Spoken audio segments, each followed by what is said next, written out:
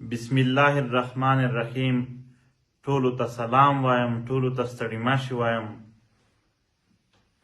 نن که څه هم نړۍ د اختر ورځ ولمانځله، په څه سیمو کې سبا ده د نړۍ ټولو مسلمانانو ته، بالخصوص پښتنو افغانانو ته د اختر نیکمرغي وایو.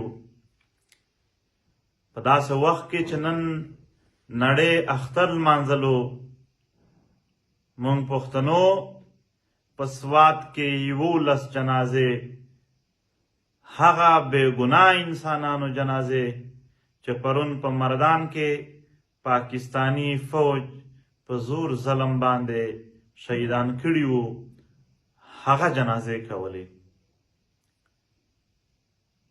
محترمو، واقعا د روژې مبارکه میاشت چې دا په نړۍ کې د مسلمانانو دپاره خصوصي ډېر لوی د عبادتونو او د ثوابونو، یعنی هغه یو لوی تقدس ورته لري په دې کې، او اهمیت لري د عبادتونو د ثوابونو د خیر ښېګړې په لړ کې. خو بیا هم هغه ریاست چې تش په نام د اسلام قلعه یادېږي، ځانونو ته دوی دا وایي، هغه بیرته په دې کې د پښتنو مسلمانانو وینې تویولې. خدای دې ستاسو عبادتونه قبول کړي. د الله تعالی نه به دعا کوو چې خدای دې مونږ د ظالمانو د جابرانو د دغې بلواکۍ او زورواکۍ نه نور خلاص کړي، موږ ته د خدای همت راکړي چې د دغې د لرې کولو او د ختمولو هڅې تر دې هم زیاتې، ډېرې سختې او داسې وکړو چې مؤثرې وي. د اختر مبارکي یقینا هغه کورنیو ته چې د هغې وګړي نن د ملت په خاطر، د خپلې خاورې د امن په خاطر، د خپلو ولسونو د ښه ژوند په خاطر په جیلونو کې تېروي، زه او زموږ د ملګرو د تحریک له اړخه هغو ټولو ته د اختر مبارکۍ او خوشحالۍ وایو. سپین ږیری ملک نصیر کوکي خیل په خپل کور نه دی، سپین ږیری حاجي عبدالصمد په خپل کور نه دی، په جیل کې ژوند کوي. علي وزیر په جیل کې ژوند کوي. حقیار مسعود په جیل کې دی. نجیب اورکزی مجبور پښتون په قید و بند کې دی. د دوی د یو هم ذاتي مسله نه وه، بلکې د خپل ملت، د خپلې خاورې د ولسونو د نمایندګۍ په خاطر باندې د قید سره مخ دي. د دوی کورنۍ ته موږ ټول ملت د اختر نیکمرغي وایو. د ملت ټولو ملي شهیدانو ته، د دوی کورنۍ چې څومره هم کورنۍ دي، څومره هم شهیدان دي، د ټولو کورنیو ته موږ د اختر نیکمرغي وایو. البته هغه شهیدان چې په دا اوس یو څو میاشتې یا یو کال کې وشول، چې دا د دوی د کورنیو اول اختر دی د دوی په بیلتون کې، هغو ته خصوصي د اختر مبارکي وایو. ګیلمن شهید زموږ د ملت د ارمانونو ترجماني یې کوله. د کورنۍ ته نوید لکي مروتوال، خلیل الرحمن د سویلي وزیرستان، خلیل الرحمن چې په جرګه کې شهید شو، رمضان د باجوړ هغه ځوان چې د دې ملت د متحد کولو او د راویې کولو په ارمان باندې په خیبر جرګه کې شهید شو. شیراز د زیارت سره تعلق لرلو، د کویټه سره نږدې سیمه چې کومه زیارت ته. استخار د خیبر د جمرود سره تعلق لرلو. محمد رؤوف د شمالي وزیرستان وو. یا نور چې څومره شهیدان وشول، او بیا په نږدې وختونو کې محترم مفتی منیر شاکر صاحب شهید د خپل ملت خبره کوله او د دغې ریاستي ظلم جبر مخالفت یې کولو دغو ټولو شهیدانو کورنو ته یا هغه ټول شهیدان چې دلته د دغې خاورې دي که د هر ګوند هم دي دغو ټولو شهیدانو کورنۍ ته یا د تحریک هغه شهیدان چې هغه په نورو کالونو کې شوي دي یا د ملت ټولو هغو ټولو کورنیو ته واقعا دغه ورځ که د خوشحالۍ ده خو د خپلو هغو وګړیو یقینا تکړه خلک وو یاد به هم ورسره وي موږ هم په دې یاد کې ورسره شریک یو او د اختر دغه مبارکې ورځ تبارکي ورته وایو. محترمو خبرې ډېرې کېدلی شي البته زه اول راځم یو سوال ډېر کیږي او پوښتنه ډېره کیږي که څوک یې په ښه نیت کوي که څوک یې په بد نیت کوي خو البته زموږ ملت دی زموږ ولسونه دي هم که څوک راته بد نیت لري که څوک ښه نیت لري دا ټول زموږ د ملت وګړي دي او زه یا زموږ تحریک و خپل ملت ته ځان جوابدeh شماري د دوی هره پوښتنه د دوی هره غوښتنه د دوی هر سوال واقعا زموږ دپاره د فکر وړ ضروري وي البته چې موږ حق ورکوو هر چاته چې هر څوک په موږ سوال پورته کولی شي بیا حق لرو چې زموږ جواب هم هماغه شان واورېده شي. یو پوښتنه دا کیږي چې جرګه وشوله څه مو پرې وکړل ستاسو هغه جرګه څه شوله ستاسو د جرګې څه نتیجه وه ستاسو جرګې ولې پښتانه نه کړل بچ چیرې ورک یې په جرګې نه پس لږ خبرې کوم ډېرې نه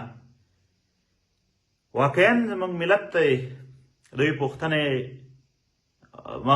موږ یو د دغې ملت دپاره دوی چې هر قسم پوښتنې او غوښتنې کوي موږ به هغه کچو ناکوو به یې څومره ملي فایدې وي ګټې وي د هغې مطابق به بیا کار هم کوو چې غوښتنې وي څومره مو وس وي یا پوښتنې وي د هغې به یو معقول یو رښتونی یو هغه څه چې حقایق دي یا هغه څه چې هغه ثبوت لري د هغې مطابق په هغې باندې موږ او دا ملت په خپل منځ کې خبرې سره شریکوو. جرګه واقعا که یو ټولی راځي په خپل منځ کې میټینګ سره کوي دته میټینګ وایي جرګه نه وایي خو البته چې یو ملت یا یو سیمه راځي دوی د خپل نظر د نظریاتو نه پرته د خپلې سیمې یا د ټول ملت خبره او مسله شریکه راوړي او د حل کوشش یې کوي هغو ته موږ پښتانه جرګه وایي.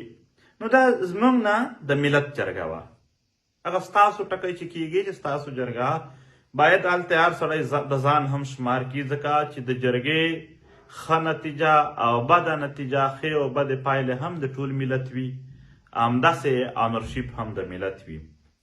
البته دا د ملت ضرورت و چې په سختو حالاتو کې پښتانه راټول شي او د سختو حالاتو نه د خپل ملت د باسلو دپاره چې د سختو حالاتو نه یې وباسو یو شریکه پرېکړه وکړي یو شریک او یو په متحد شکل کې حرکت وکړي چې د ملت د خواریو د تکلیفونو د ظلم او جبر نه وباسي. دا د چا ضرورت و دا د ټول ملت ضرورت نه وایه دا د ټول ملت ضرورت و دا د ټول ملت ارمان و هم د دې دپاره چې څومره خواري وه په میاشتو میاشتو باندې ګرځېدل و یا د دغې د لیجیټیمیټ شکل داسې شکل چې هغه په دنیا کې بیا څوک چیلنج کولی نه شي هغې دپاره که پښتانه سره ظلم شوی دی نو د ظلم ډیټا نه وه د ظلم معلومات نه و یوازې دعوه وه همدغه پی ټي ایم و چې 600 نه زیات ټیمونه یې جوړ کړل په خدای چا ډیټا نه ورکوله ادارو والا به کالونه ورته کړي وي چې تاسو به خپل معلومات نه ورکوئ بیا به هم زموږ ملګرو خوارۍ کولې د پی ټي ایم ورکر کلیو په کلیو ګرځېدو معلومات یې راټولول او د پی ټي ایم لیډرشپ کلیو په کلیو وطنونه او پارټۍ په پارټۍ ګرځېدلو ګوندونو په ګوندونو ګرځېدلو د خلکو د راټولولو د مشرانو د راټولولو هڅې کولې. دا ضرورت د ټول ملت و. زه دا نه وایم چې دا که موږ څه احسان کړی دی، خو البته یو پوښتنه کېږي نو د هغې په جواب کې مجبورا دا خبرې کېږي. دا ډېره وړه خبره ده، موږ به نورې قربانۍ د دغې ملت په سر ورکوو. خو دا د ملت د وخت تر ټولو لوی ضرورت و. د دغې ملت د دغې خاورې د هر وګړي د هغې په خاطر باندې دغې تحریک دا قرباني کوله. چې جرګه رانږدې شوه، جرګې ته د قربانۍ ضرورت شو، همدغه تحریک پی ټي ایم و چې د خپل هغه تاریخي چې د نیکونو غورنیکونو بلکې د تاریخونو نه روان یو دروند روایت د جرګې په شکل کې و، د هغې تحفظ ته چې ضرورت شو، همدغه تحریک خپلې وینې ورته پیش کړلې. څومره هم ضرورت و هېڅ درې کې نه دی کړی. جرګه وشوله، په جرګه کې پرېکړې وشولې. موږ ټول په سټیج هم سره موجود وو. دا څنګه امکان لري چې په سټیج ټول سره موجود یو، بیا وایو چې نه زه خو نه وم راځي، په دې نه وم راځي. خو د پښتنو دومره خو تاسو هم په دې ماشه کې اوسئ، که څوک په یو شي نه وي راځي، خو هغه ځنې چک شي لاړ شي چې زه خو نه یم په دې راځي. خو بیا هم موږ ټول په شریکه باندې پرېکړه وکړه. هغې پرېکړې په تفصیل کې نه ځم، دا جرګه ده، خامخا به دا یې ویل چې یاره داسې کې موږ نه شو تللی، په دې کې تللی شو، په دې کې هغه، په دې کې. خو دا خو یو بیس وه. دا بعد کې خبرې دي چې موږ څوک وباسو، څوک نه نباسو، څوک هغه کوو، دا شی جوړوو، دا په دې باندې بیسونه بیا هم کېدلی شول. خو البته اول فیصله دا وه چې دا زموږ ټولو پښتنو متحده جرګه ده، د دغې په حمایت کې به موږ راتلونکي اتوار ته ټول پښتانه، ټول ګوندونه، ټولې سیمې راوځو. بیا مو پرېکړې وکړې، هغه مو هلته یادې کړلې. بیا بیرته د څو تنظیمونو لخوا، د پارټو لخوا دا خبره شوه چې موږ د دې پرېکړو سره نه یو. البته راځئ کښېنئ، په هغې پرېکړې باندې موږ خبره کولی شو چې واقعا د دغو سره نه دي، نو متبادل څه کېدلی شي. خو البته جرګې د متحد شکل ماتول خو چې کوم دي، هغه خو ملت ته نقصان ورکوي. یا خو یوازې د یو تنظیم د پی ټي ایم یا د یو تحریک ناکامي نه ده چې هغه ناکام شو جرګه، هغه ټول ملت ته نقصان رسوي. یو هفته پس چې کله د ټول یعنې د ټولو د شریک راوتلو ورځ به، پښتون ملته تاسو ګواه اوسئ. که زه پکې خطا کېږم تاسو مې اصلاح کولی شئ، که زموږ ملګري خطا کېږي په دې خبره کې اصلاح مو وکئ.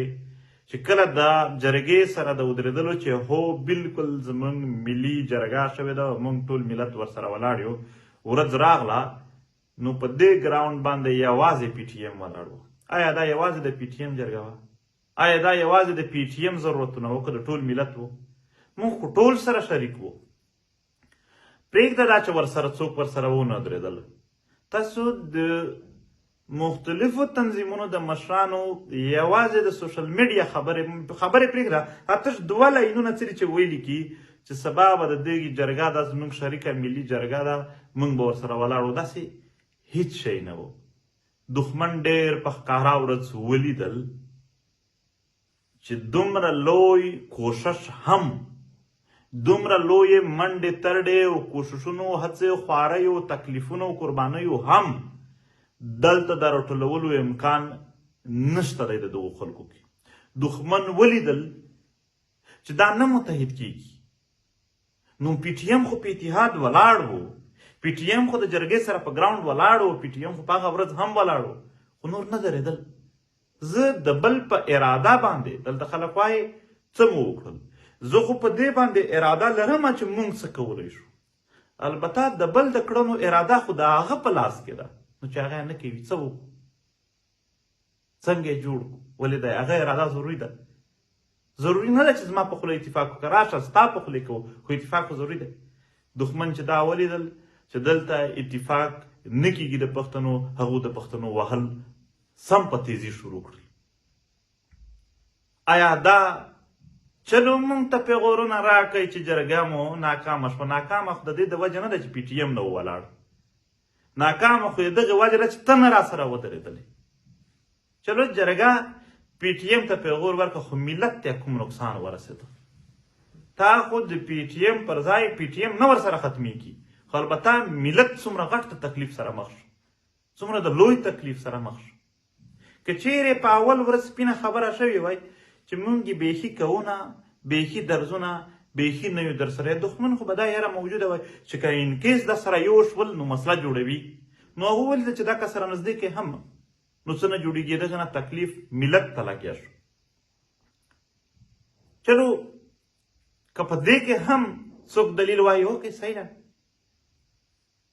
ملک نصیر کوکیخیل د دغې جرګې ممبر و، پی ټي ایم سره تعلق نه و، په جرګې ممبر و.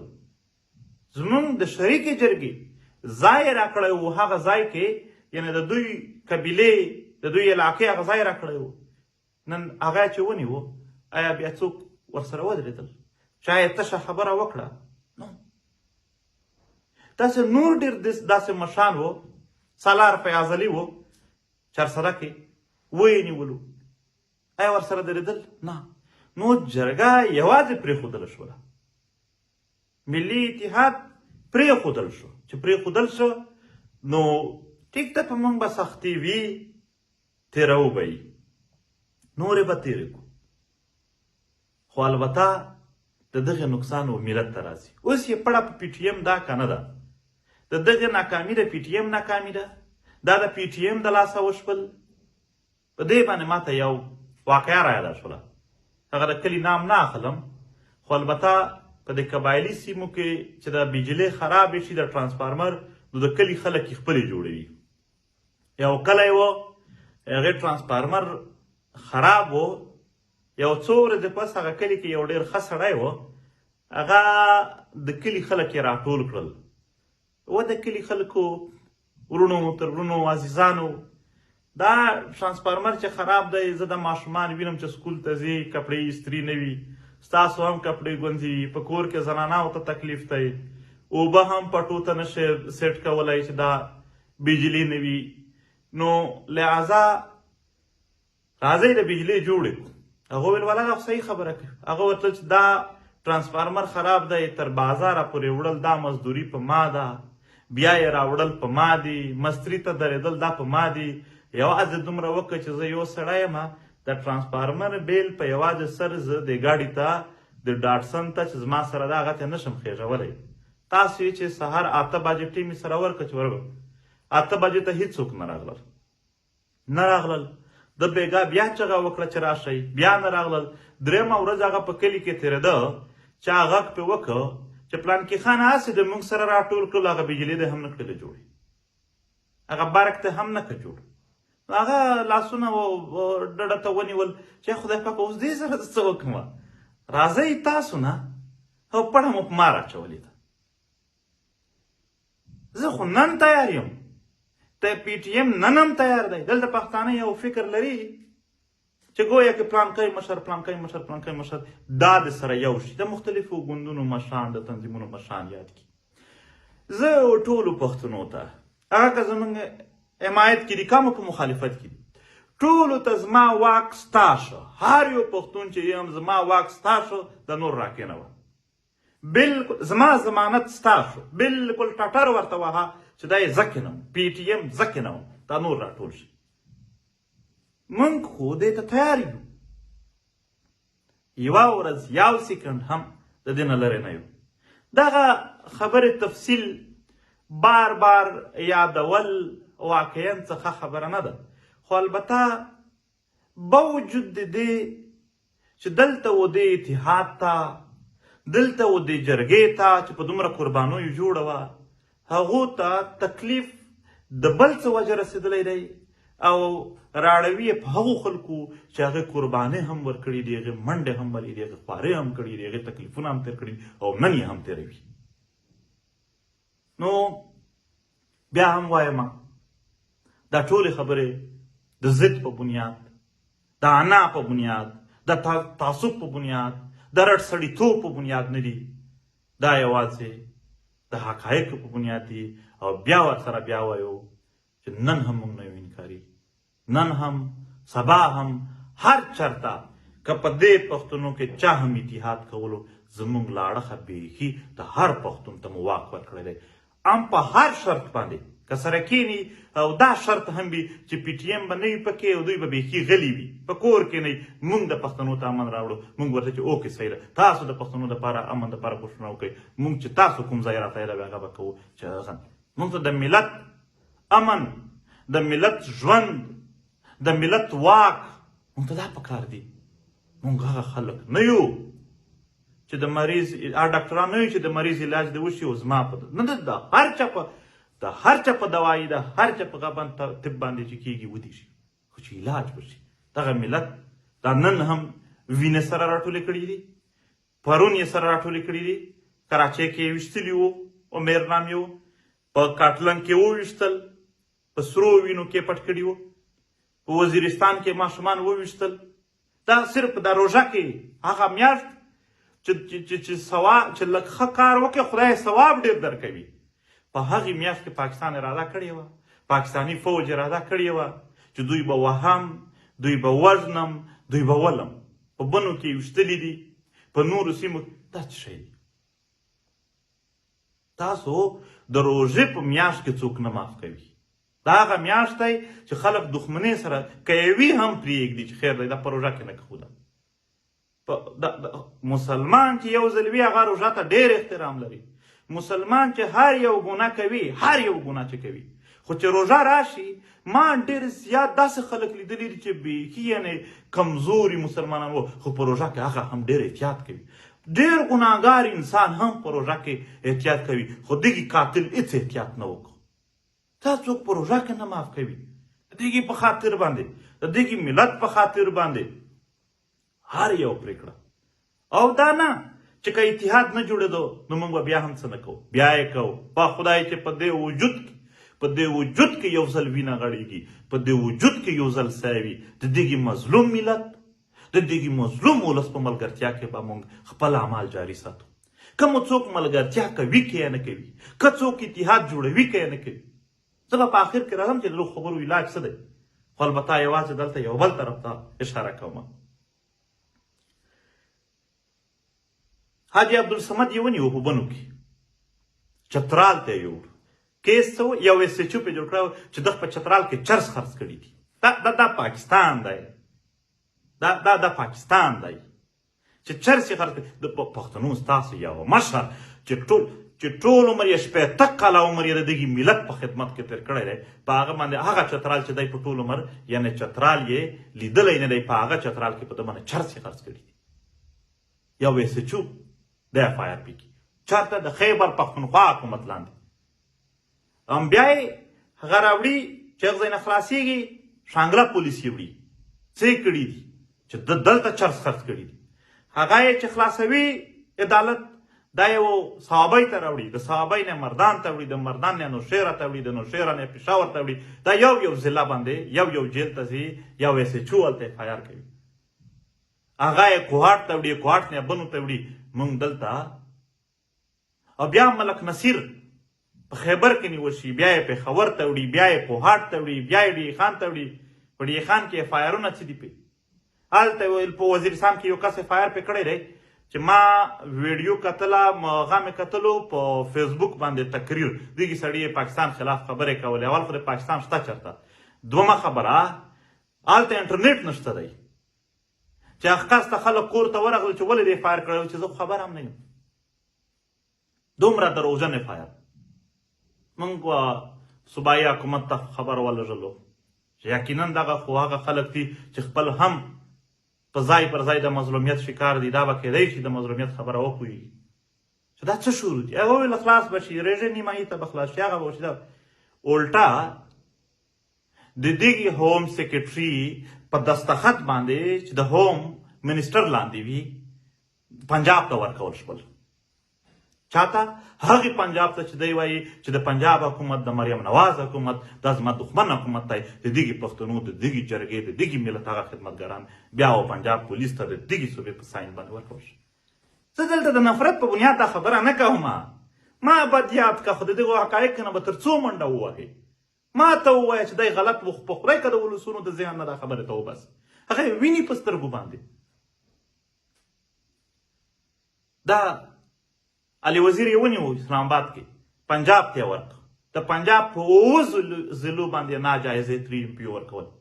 څه شی دی چې دا دلته امن خرابوي او هغو ضلعو ته یې ور چې هغه علي په ټول عمر لیدلي نه وي. بیا یې سیند ته یوړو. نن سمه ده چې سیند حکومت سره دی، د خیبر پښتونخوا د هوم سیکرټري په ساين باندې د پیپلز پارټي و لاندې حکومت ته هلته حواله شو پولیس ته چې دلته پوښتنه وکړي چې ولې کوئ داسې هغه وایي زموږ وس نه چلیږي ساده خبره وکړي د پنجاب حکومت ته چې زموږ ملګرو خبر ولري چې ولې دښمني کوئ هغه ویل زموږ وس نه چلیږي پیپلز پارټي ته چې زموږ ملګرو خبر ولري چې ولې کوئ تاسو زموږ د ملګرو سره هغه ویل زموږ وس نه چلیږي ها تاسو په یو بل پسې وایئ چې زه ډېر ښه یم د پلانکی نه دی خو دلته په عمل کې خو تاسو یو هم ښه ځان نه ثابت د دغو اولسونو په سر باندې مو د دغو اولسي خلکو په سر باندې مو پرېږده چې ولسي خلکو په سر باندې جګړه کوي یو ظلم خدای دومره فیک فایر کول یو جبر خدای په دومره فیک فایر کولو کې د انسانانو نیول جیل ته باندې کول د هغې پر خلاف باندې جګړه مو وکړه نه مو وکړه درته وایي چې کوم سیاسي حکومت یې کولی شي شاید چې کوم سیاسي حکومت یې نشي کولی خو بیا خو ستا هم څه ډیفرنس نه شو بیا خو لکه کوم سیاسي سړی دی ته هم بیا هغه شان شپه دی نو زه ایټلیسټ خو د دلته حکومتونو ته که زما خبره څوک ورسولی شي یا د دوی د ملګرو ته یا دوی ګوندونو ته چې ایټلیسټ تاسو په خپله ځای پر ځای مونږ وینو چې په اسلام آباد په بل ځای باندې جلسه جلوس کوي تشدد در سره کیږي مونږ یې سخت غندو سخت مخالفت یې کوو چې په سیاسي خلکو باندې څوک هم تشدد کوي خو البته ستا لاندې چې دا کیږي بیا به انسان څه وایي نو دا هغو ته هم وایو نن هم نجیب اورکزی په زور باندې هلته په اورکزی کې بند پروت دی او که د زور نه رسېږي یو سټیټمنټ خو کولی شي چې موږ د دغو سره نه یو زموږ زور ختم شو خو البته بیا هم راځو هغه وفاقي حکومتي هغه خو معنا دلته یو خبره کیږي جمهوریت کې بالادستی څوک وایي د جمهوریت د بالادستۍ دپاره ډېر جدوجهد وکئ دا صحیح کار دی لالی دلته دوې خبرې دي یو امریت دی یو جمهوریت دی ما په کنفیوژن کې اوسئ ما کام په کنفیوژن کې څوک ساتئ که امریت و نو پنجابی جرنیل به په اقتدار کې وي چې ښه پښتنو دپاره ظالم دی او که امریت و نو پنجابی جرنیل به وي ښه د پښتنو دښمن وي او که جمهوریت بالادستي به نو پنجابی سیاستدان به وي هغه به دلته مشري کوي چې ښه د پښتنو خلاف دی د دوی په خپل منځ کې هم جګړه په دې باندې کیږي چې زه د ډېر وم بل وایي زه د ډېر وم اقتدار خو سره شریک وي یو وایي زما د لږ واک زیات وي ستا د کم وي یا بل وایي چې نه زما واک به همیشه وي داسې نو پښتون ملت به واقعا د خپل اتحاد یا که اتحاد نه وي د عام اولسونو راچاګولو باندې کیږي عدالتونه ستاسو مخې ته دي چې څومره هم سیاسي قیدیان دي هغه که د جرګې دي هغه که د پی ټي ایم دي هغه که د نورو سیاسي ګوندونو دي دا ټول تاسو څه وایه دا عدالتونه په خپله مرضي ساتلي دي نن هم چې جی ایچ کیو نه یو میسج ورته وشي چې د پلانکی په جیل کې دی سبا یې خلاص کا سبا یې خلاصوي او که ورته چې په دې شپه یې خلاص کا په دې شپه یې خلاصوي او که یو میسج ورته وشو چې سبا د پلانکي ارسټ وارنټ جاري کا نن یې جاري کوي هغه دلته د اولسونو د راپورته کېدلو په ولسي حرکتونو کې یعنی د ولسي حرکتونه معنا په سیاسي طرز باندې په هغې کې دا عدالتونه د جی ایچ کیو د صوبېدارانو لاندې د دوی په میسجونو باندې لګیا وي هغې متعلق تاسو څه وایې چې دا نن څومره هم سیاسي قیدیان دي څومره هم دي که د هر څه دي که دغو عدالتونو ته یو میسج د جی ایچ کیو نه ورغی چې نن یې خلاص کړه تاسو څه وایې چې دی بیا خپل څه غل لري دا کوم لیول دی میډیا پاکستاني میډیا دا یوازې دا نه چې د جی ایچ کیو طرفداره ده یا د جی ایچ کیو ایجنټه ده دا په دښمني کې برابر کار ورسره کوي هر هغه کار یا هر هغه خبرې چې پاکستاني فوج د ظلم جبر پس یې خپلې نشي کولی هغه دغه میډیا ورته کوي پولیس هر هغه کار چې فوج خپل پې شرمیږي چې راکه دا وکم بدنام بشم بې عزته کار دی ګنده کار دی نور به مې هم ایمیج خراب شي نور به هم ګنده شم آلریډي هغه کار و پولیس ته وي چې تاسو یې وکړئ هغه په خوشحالي کوي. یعنې یو کس ته هغه خپل څومره ګنده کردار لوبوي، څومره د خلکو د ولسونو د عام ولسونو دپاره ظالم و جابر دی، هغه هم په ځینو شیانو کې شرم کوي او بل ته ووایي چې دا ته وکړه، هغه ورته کوي. نو د هغې حیثیت څه شو؟ لږ د په ځان باندې خپل ووایي، یعنې زما دی د ځان ته وایي چې زما حیثیت څه پاتې شو. نو معنا دا ده چې په دې خبرو باندې په دې ټولو کې بیا به هم سوال لا پیدا کیږي چې حل یې څه دی. واقعا دا دومره اسانه نه ده چې په یوه ورځ په یو وخت په یو کوشش باندې موږ دا هر شی حل کړو. دا نه ده اسانه. واقعا دښمن منظم سیټاپونه فورسز هر شی لري او ډېر په لوړه کچه لري چې په دنیا کې د یو ملک د ریکاګنیشن په نام باندې هم د دوی سره هر شی هغه موجود دي. د دغو پر خلاف باندې دومره اول خو لیټ کام راچک شو، بیا دومره زر کې ممکنات نه دي. دا یوه مبارزه غواړي. دغه مبارزه نه ما تنګېږئ. زموږ خپل ملګري کله کله د منفي خلکو د مخالفینو خلکو د تبلیغاتو نه اثر واخلي، یو خبره کوي نور تنګ یو، نور ستړي یو، ما ستړی کېږه، ما تنګېږه، مبارزه ده ویې کا چې تر څو ژوند وي کوئ، ما ستړی کېږه. د دښمن ګزارونه د حوصله کمیږي، مه کموه. کوي د ګزارونه، موږ به خپل کوششونه کوو، موږ به خپلې هڅې کوو، موږ به خپل وس ګورو چې هر څومره مو برابرېده د هغې مطابق به په مخ ځو. ته ولې د تبلیغاتو نه اثر اخلې؟ هغه خلک چې تا ته وایي چې هغه وکړه دغه وکړه، په خدای چې هغه دغه وهم کې هغه نه مني. ته که په دې سوچ وې چې دلته ما پسې څه پلانکی وایي چې داسې وکړه، پلانکی داسې وکړه، هغه خپل په چوکونو ګرځي، هغه دغه هېڅ نه کوي.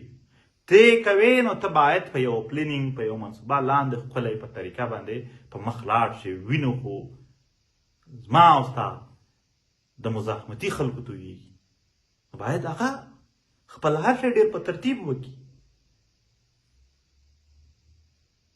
موږ ټرای دې کوئ یو ځل ولسونو راټولولو باندې موږ لګیا وو، ټولو سیمو ته لاړو چې څومره مو راټولولی شول راټول مو کړو. واقعا په دې کې به نه و کامیاب شوي چې موږ ټول ملت راټول کړو، یو تعداد مو راټول کړ. وپوهېدلو چې دلته ټول ملت نه شي داسې راټولېدلی، دا ملت تقسیم دی، مختلف تنظیمونه، مختلف سیټاپونه دي. بیا لاړو د هغې اتحاد جوړولو ټرای مو وکړه دا وشي د جرګې په صورت کې. واقعا په هغه کې هم امکان لري چې هغه ډول کامیابي نه وي حاصله شوي. اوس نورې هم لارې دي، خو فلحال د مظلومو قامونو سره هم خبرې روانې دي.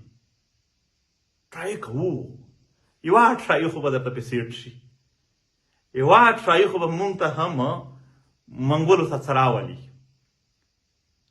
موږ به کوششونه جاري ساتو، یو کوشش خو به زموږ هم پې کامیاب شي انشاءالله.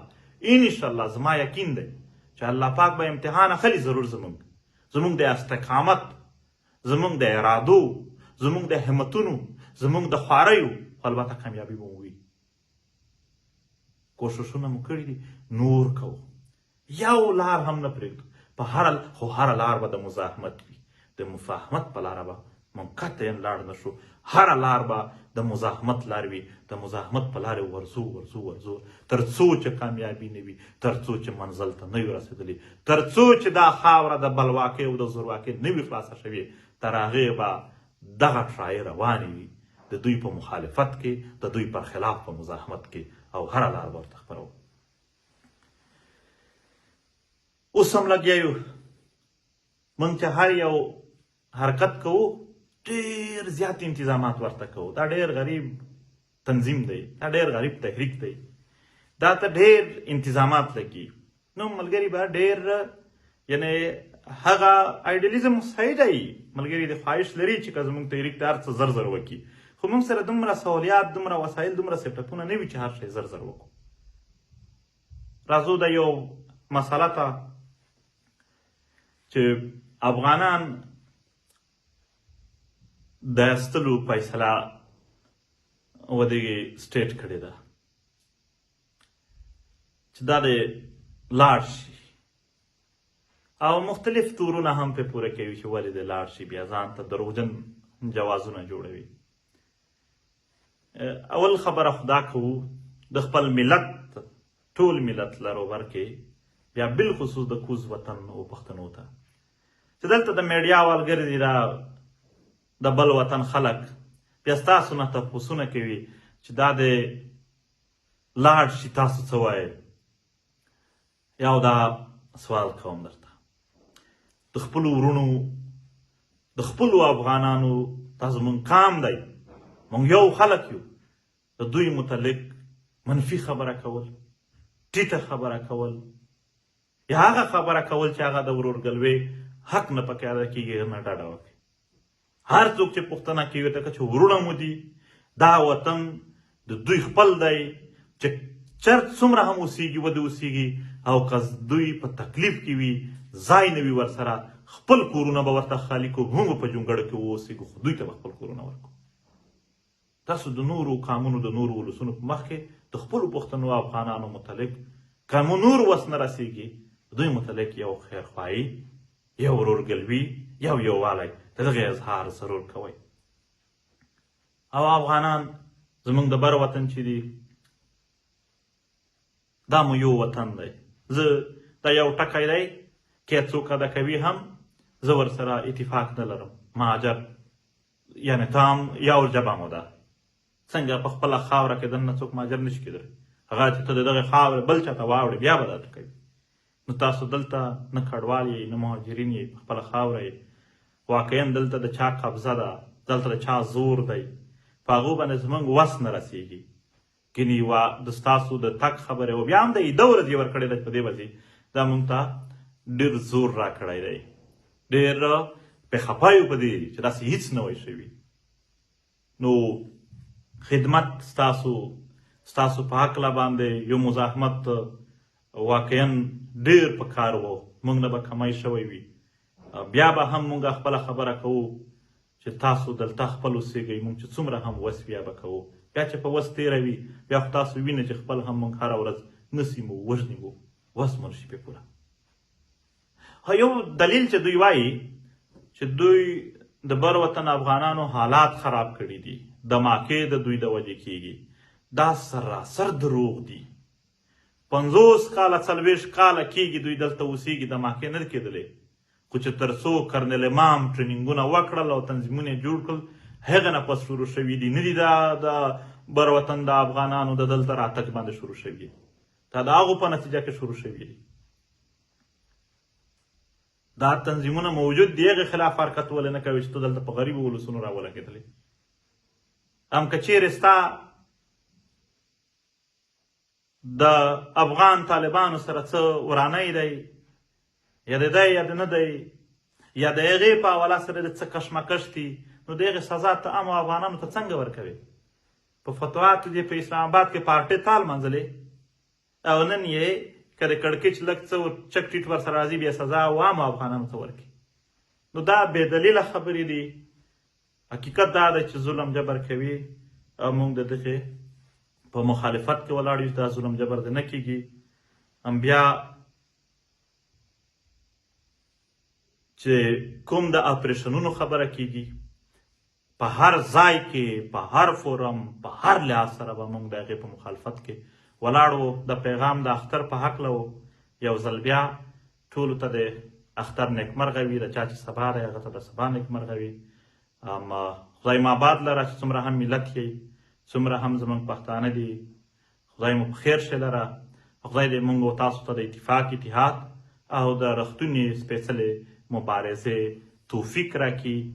او په آخر کې یو ځل بیا چې چېرته هم ملي شهیدان دي د دغې خاورې د دغو ولسونو د مظلومانو په ملګرتیا کې شهادت شوی، هغو ټولو کورونو ته باید د علاقې خلک په شریکه ورشي او ورته دا یعنې هغو ته یو د عقیدت ګلونه وړاندې کړي. د هغو بیا بیرته دا اوس چې څومره د تحریک شهیدان دي هغو ټولو کورونو ته خامخا ورشئ. خدای مو آباد لره، خدای مو شا لره. ډېره مننه.